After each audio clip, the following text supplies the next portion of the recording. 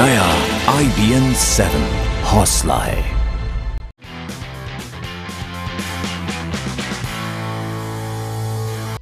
नमस्कार, आप देख रहे हैं IBN 7 में आपके साथ पायल भुयन। खबरों का सिलसिला शुरू करते हैं, देखते हैं सुपरफास्ट न्यूज। बजट सत्र पार्ट 2 20 अप्रैल से 13 मई।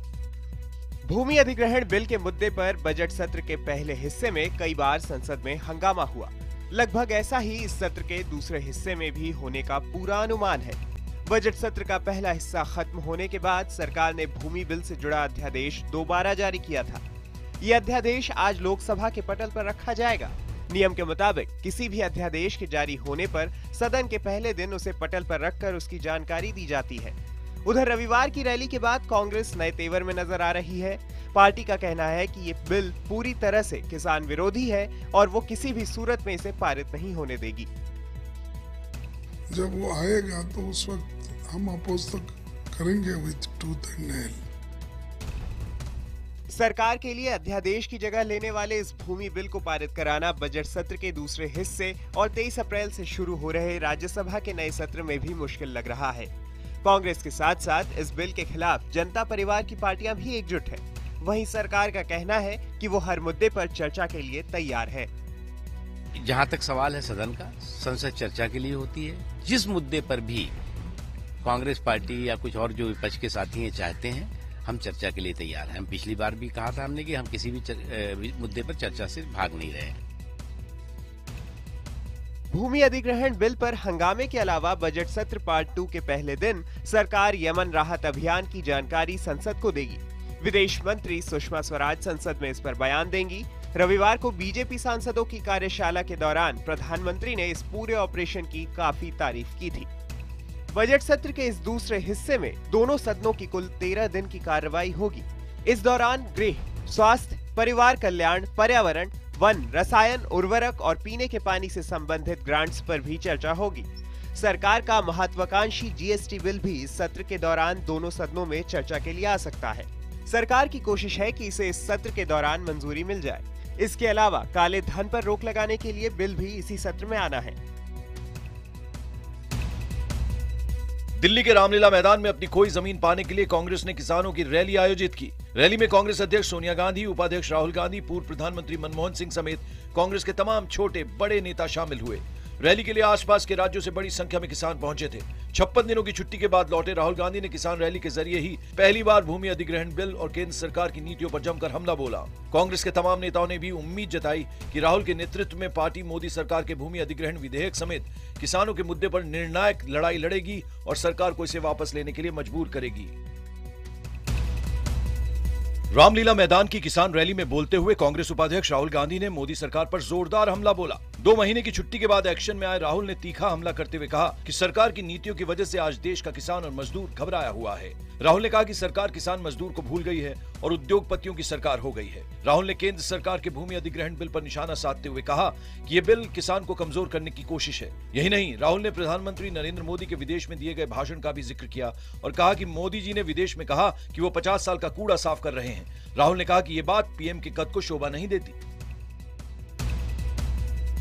कांग्रेस की किसान रैली पर हमला बोलते हुए बीजेपी ने राहुल गांधी से माफी की मांग की है। बीजेपी ने राहुल के उद्योगपतियों से कर्ज लेकर चुनाव जीतने के बयान पर कड़ी आपत्ति जताते हुए इसे जनादेश का अपमान बताया। बीजेपी ने राहुल गांधी से देश की जनता से माफी मांगने की मांग की। बीजेपी ने यूपीए सरकार के दौरान हुए घोटालों का जिक्र करते हुए कहा कि पीएम मोदी देश को स्कैम इंडिया नहीं बल्कि स्किल इंडिया बनाना चाहते हैं। यही नहीं, बीजेपी ने चुटकी लेते हुए कहा कि राहुल 2004 में पहली बार संसद आए और 2015 तक उनको रिलॉन्च ही किया जा रहा है। कांग्रेस की किसान रैली से पहले ही प्रधानमंत्री नरेंद्र मोदी ने दिल्ली में बीजेपी सांसदों को संबोधित करते हुए विपक्ष पर जोरदार हमला बोला। पीएम मोदी ने भूमि अधिग्रहण बिल पर विपक्ष के रुख पर बोलते हुए कहा कि विकृत मानसिकता वाले लोग झूठा प्रचार कर रहे हैं। मोदी के मुताबिक कुछ लोगों ने तय कर लिया है कि सरकार के बारे में कुछ भी कभी अच्छा नहीं बोलेंगे, ना सुनेंगे और ना कहेंगे। संसद में अपने पहले भाषण का जिक्र करते हुए पीएम मोदी ने कहा कि उन्होंने पहले ही कहा था कि सरकार गरीबों के लिए समर्पित है। विदेश मंत्री सुषमा स्वराज ने ट्वीट कर प्रधानमंत्री नरेंद्र मोदी को शुक्रिया कहा है। दरअसल रविवार को बीजेपी सांसदों की क्लास में मोदी ने सुषमा स्वराज और उनके डिप्टी वीके सिंह की जमकर तारीफ की थी और यमन से भारतीयों को सुरक्षित निकालने के लिए इनकी पीठ खूब थपथपाई थी। मोदी ने कहा था कि विदेश मंत्रालय ने पहले ऐसा कभी नहीं किया जैसा सुषमा जी के नेतृत्व में कर रहा है। मोदी ने वीके सिंह की भी जमकर तारीफ की और उनके काम की अनदेखी के लिए मीडिया की आलोचना भी की। विदेश राज्य मंत्री वीके सिंह ने भी ट्वीट कर पीएम मोदी का शुक्रिया अदा किया है और लिखा है कि आपके सक्षम नेतृत्व और मार्गदर्शन के बिना ये संभव नहीं हो पाता।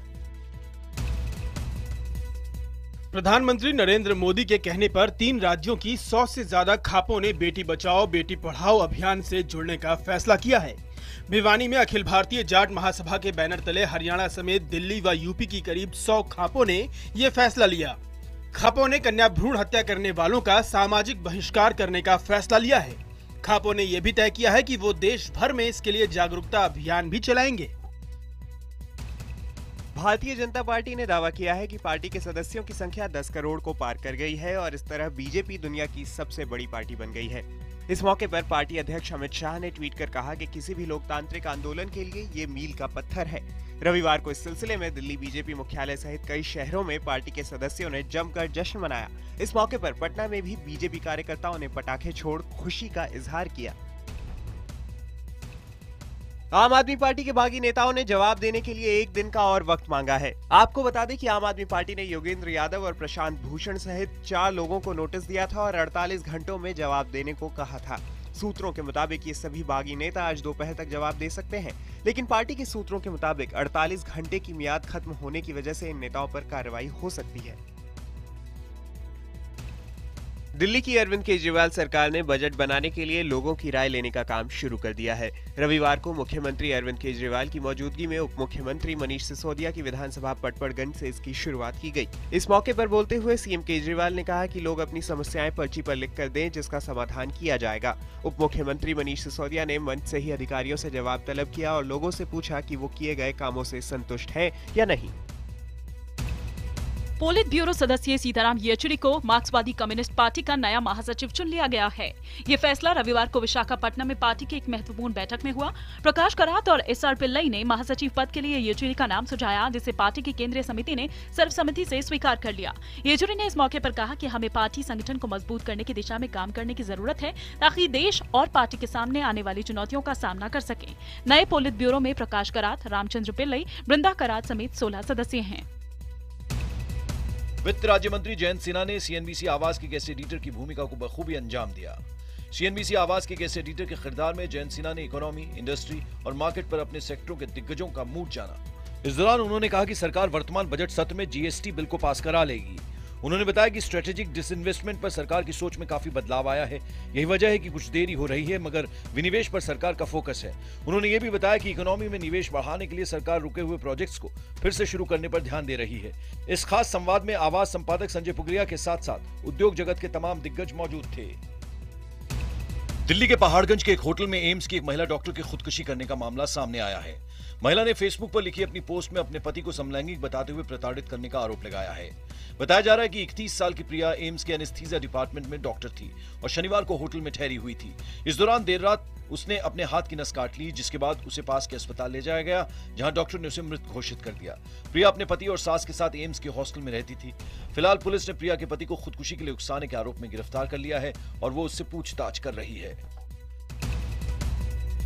खुदकुशी करने वाली एम्स की महिला डॉक्टर प्रिया ने अपनी एक फेसबुक पोस्ट के जरिए पति पर कई गंभीर आरोप लगाए। पोस्ट में प्रिया ने लिखा है, कमल वेदी के साथ मेरी शादी को 5 साल हो गए हैं और अब तक हमारे बीच शारीरिक संबंध नहीं बने। शादी के 6 महीने बाद जब मैंने इसकी वजह तलाशी तो मुझे अपने पति के लैपटॉप से एक फेक ईमेल अकाउंट का पता चला, जिसके जरिए वो शादी से पहले अपने गे दोस्तों से बातचीत करते थे। जब मैंने इस बारे में उनसे पूछा तो उन्होंने अकाउंट के हैक होने की बात कही। मैंने किसी को कुछ नहीं बताया, लेकिन फिर भी उसने मुझ में और मेरे परिवार में गलती निकालने की कोशिश की। मैं पिछले 5 सालों में उसके लिए पत्नी का सिर्फ टैग थी।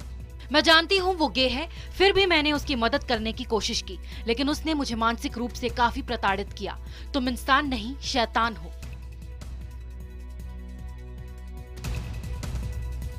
Salman Khan hit and run मामले में आज सजा की तारीख का ऐलान हो सकता है। पुलिस ने इस पूरे हादसे का रिक्रिएशन किया है। सोमवार को सरकारी पक्ष इस हादसे का रिक्रिएशन वीडियो कोर्ट में पेश करेगा। बचाव पक्ष ने पिछली सुनवाई के दौरान दलील दी थी कि पीड़ित की मौत की वजह सलमान खान की कार की टक्कर नहीं बल्कि कार उठाने वाली क्रेन की गलती थी, जबकि सरकारी पक्ष का दावा है कि सलमान खान खुद गाड़ी चला रहे थे और उनकी गाड़ी की चपेट में आने की वजह से पीड़ित की मौत हुई थी। दिल्ली में गर्मी ने दस्तक दे दी है। रविवार को तो दिल्ली का पारा 40 डिग्री पहुंच गया। ये इस साल का अभी तक का सबसे गर्म दिन रहा। रविवार को चिलचिलाती धूप ने लोगों को भीषण गर्मी का एहसास कराया। तपन का एहसास सुबह से ही होने लगा था, लेकिन दोपहर होते होते पारा उछलकर 40.6 डिग्री तक जा पहुंचा, जो इस मौसम में अब तक का सबसे गर्म दिन रहा। मौसम विभाग के मुताबिक अप्रैल के आखिरी दिनों में पारा उछलकर 45 डिग्री तक जा सकता है। राजस्थान के धौलपुर में ऑनर किलिंग का मामला सामने आया है। धौलपुर जिले के बाड़ी कस्बे में प्रेम प्रसंग के चलते एक भाई ने अपनी ही बहन की गला दबाकर हत्या कर दी। ग्रामीणों की सूचना पर जब पुलिस ने तफ्तीश की तब इस मामले का खुलासा हुआ। पुलिस ने लड़की को मारने और चुपचाप खेत में जलाकर सबूत मिटाने के आरोप में परिवार के 14 लोगों का नाम दर्ज किया है। मुख्य आरोपी देवेंद्र को पुलिस ने गिरफ्तार कर लिया है। दिल्ली के जहांगीरपुरी इलाके में दिन दहाड़े एक दुकानदार की लूटपाट का विरोध करने पर हत्या कर दी गई। दुकानदार की हत्या के बाद बदमाशों के फरार होने की तस्वीरें सीसीटीवी में कैद हो गई। तस्वीरों में साफ दिख रहा है कि लुटेरे वारदात को अंजाम देकर किस तरह फरार हो जाते हैं। बताया जा रहा है कि दो लड़के दोपहर के वक्त जनकराज मेहता की दुकान में घुसे और लूट को अंजाम देने लगे। जनकराज के विरोध करने पर लड़कों ने उन पर चाकुओं और बैट से वार किया। बुजुर्ग दुकानदार की हत्या के बाद लुटेरे गहने और कैश लेकर फरार हो गए। पुलिस फिलहाल दो लड़कों को हिरासत में लेकर पूछताछ कर रही है। करीब 700 प्रवासियों को लेकर जा रही नौका लिबिया के उत्तरी भाग में इटली की सीमा के निकट डूब गया। इस हादसे में नौका में सवार ज्यादातर लोगों की मौत हो गई है। अभी तक 24 लोगों के बचाए जाने की खबर है। ये पिछले कुछ वर्षों का सबसे भयानक नाव हादसा माना जा रहा है। चीनी राष्ट्रपति शी जिनपिंग आज से 2 दिन की पाकिस्तान यात्रा पर है। चीन पाकिस्तान में $50 अरब के निवेश का ऐलान कर सकता है, जिसका बड़ा हिस्सा चाइना पाकिस्तान इकोनॉमिक कॉरिडोर बनाने में खर्च किया जाएगा। इस कॉरिडोर के जरिए चीन पाकिस्तान के दक्षिण में मौजूद ग्वादर बंदरगाह तक सड़क मार्ग से भी जुड़ जाएगा। दुनिया के सबसे खूंखार आतंकी संगठन ISIS ने 30 लोगों की हत्या करते हुए एक और वीडियो जारी किया है। ISIS की एक और घिनौनी हरकत दुनिया के सामने आई है। ISIS की तरफ से जारी वीडियो में दिखाया गया है कि दर्जनों आतंकी 16 लोगों को लिबिया के रेगिस्तान में ले जाकर उनका सर कलम कर देते हैं, जबकि आतंकियों का एक दूसरा गुट 12 लोगों को समंदर के किनारे एक बीच पर ले जाकर गोलियों से भून देता है। ISIS का दावा है कि मारे गए लोग यूथोपियन ईसाई हैं। दक्षिणी यमन में शिया विद्रोहियों और राष्ट्रपति के समर्थक सैनिकों के बीच मुठभेड़ में 21 लोग मारे गए। वहीं विद्रोहियों ने शहर के कुछ हिस्सों पर भी कब्जा कर लिया। 4 सप्ताह से जारी लड़ाई में अब तक हजारों लोग मारे जा चुके हैं। बांग्लादेश ने पाकिस्तान के साथ वनडे सीरीज में इतिहास रच दिया है। रविवार को खेले गए दूसरे वनडे में बांग्लादेश ने पाकिस्तान को 7 विकेट से रौंदकर सीरीज जीत ली है। 3 मैचों की सीरीज में वो अब 2-0 से आगे है। इससे पहले बांग्लादेश ने 16 साल बाद पिछले वनडे में पाकिस्तान पर जीत दर्ज की थी। ये पहला मौका है जब बांग्लादेश ने द्विपक्षीय सीरीज में पाकिस्तान को मात दी है। शेर बांग्ला स्टेडियम में रविवार को बांग्लादेश की इस जीत के नायक रहे सलामी बल्लेबाज तमीम इकबाल, जिन्होंने शानदार शतक लगाया।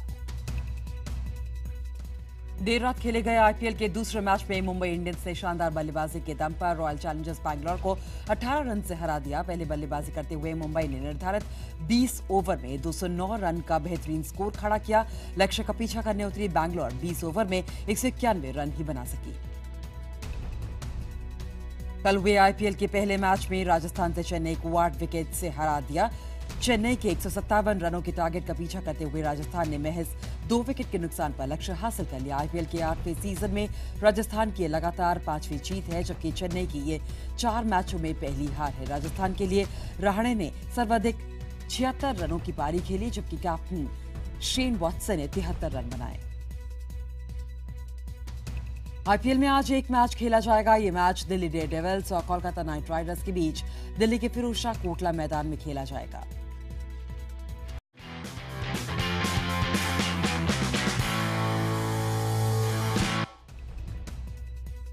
अमिताभ बच्चन का कहना है कि उनकी 3 साल की पोती आराध्या अपनी उम्र के लिहाज से बहुत ज्यादा समझदार है और बहुत से सवाल पूछती है।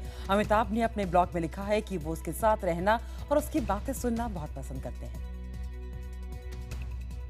आमिर खान की आने वाली फिल्म दंगल के निर्देशक आमिर की 2 बेटियों की भूमिका के लिए जोर शोर से ऑडिशन कर रहे हैं। सूत्रों की माने तो अक्षरा हसन और तापसी पन्नू ये रोल अदा करने वाली हैं। शाहरुख खान को 5वें एशियन अवार्ड से सम्मानित किया गया। किंग खान को सिनेमा में उल्लेखनीय योगदान के लिए यह अवार्ड दिया गया। इससे पहले यह अवार्ड इरफान खान, अनुपम खेर और यश चोपड़ा को मिल चुका है। अक्षय कुमार ने अपनी नई फिल्म ब्रदर्स की शूटिंग खत्म कर ली है। ऐसा कहा जा रहा है कि ये हॉलीवुड फिल्म वॉरियर की ऑफिशियल रीमेक है। इस फिल्म में सिद्धार्थ मल्होत्रा, जैकी श्रॉफ और जैकलिन फर्नांडिस भी काम कर रहे हैं। ऋतिक रोशन एक हॉलीवुड प्रोजेक्ट में काम करने वाले हैं। हालांकि इस बारे में ज्यादा डिटेल्स उन्होंने अभी तक शेयर नहीं की हैं। ऋतिक को इससे पहले भी हॉलीवुड से एक ऑफर मिला था जिसे उन्होंने तब नकार दिया था। अर्जुन रामपाल अपनी अगली फिल्म डैडी के लुक के लिए मेहनत कर रहे हैं। इस फिल्म के लिए अर्जुन बड़ी हुई दाढ़ी रखेंगे। फिल्म में वो एक गैंगस्टर टर्न्ड पॉलिटिशियन की भूमिका अदा करेंगे। हॉलीवुड स्टार बेन किंग्सले की आने वाली film comedy film Learning to Drive का ट्रेलर लॉन्च हो गया है। इस फिल्म में बेन किंग्सले एक सिख टैक्सी ड्राइवर का किरदार निभा रहे हैं। फिल्म लर्निंग टू ड्राइव सिनेमाघरों में 21 अगस्त को रिलीज होगी।